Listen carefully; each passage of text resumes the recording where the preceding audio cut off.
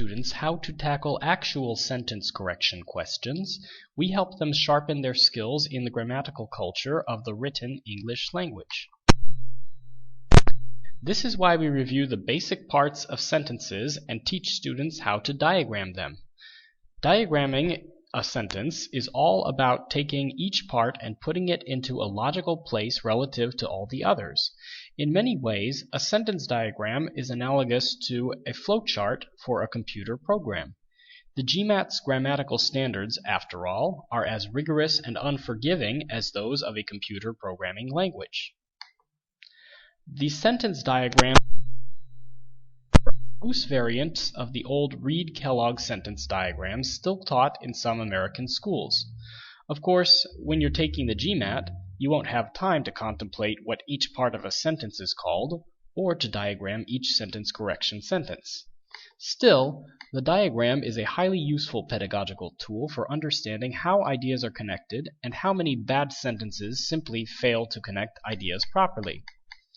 There are three things you should keep in mind as you diagram. First, the most important part of a sentence is the main clause.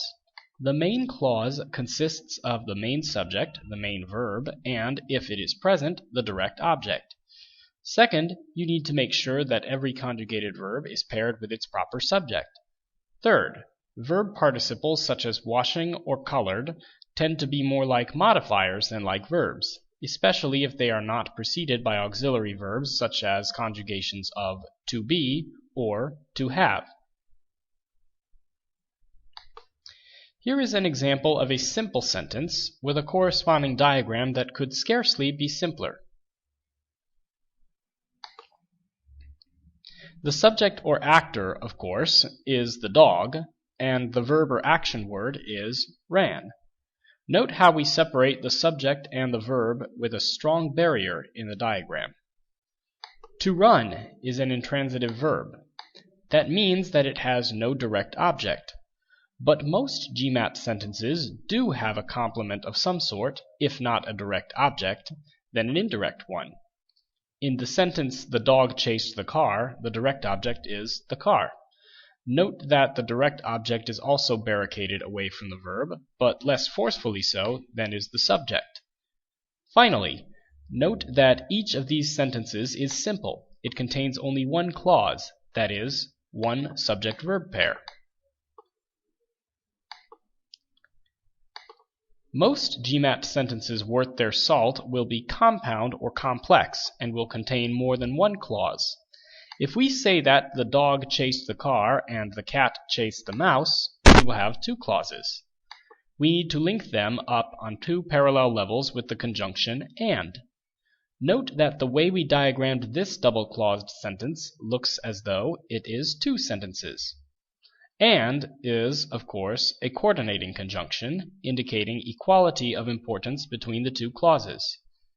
But what if we have a subordinating conjunction, such as after, while, before, because, if, or when? These words indicate that one clause of the sentence is but a condition for the main clause. It wouldn't make sense on its own.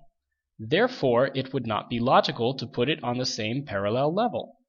So, in the diagram, we should indent the subordinate clause as we do for this sentence shown here.